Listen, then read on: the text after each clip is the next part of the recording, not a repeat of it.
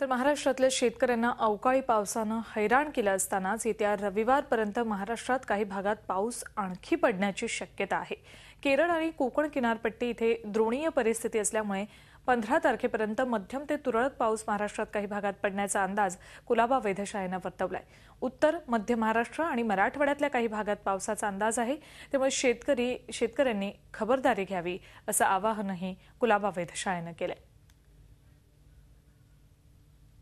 आज सुद्धा आमची अशी शक्यता वर्तवत आहे की आज सुद्धा गारांचा पाऊस पडेल आणि 13 आणि 14 तारखेला तर पुन्हा तीच परिस्थिती उद्भवते आहे। एक सर्क्युलेशन आहे आणि त्या सर्क्युलेशनच्या अनुषंगाने नॉर्थ मध्य महाराष्ट्र साऊथ मध्य महाराष्ट्रामध्ये पण तुरळक ठिकाणी पाऊस पडतोय आणि मराठवाड्यामध्ये 13-14 थोडासा जास्त पाऊस पडेल, म्हणजे सर्वत्र पाऊस पडेल आणि त्या पावसाचं मध्यम स्वरूपाचा पाऊस आहे, तो तुरळक नाही, मध्यम स्वरूपाचा पाऊस पडेल।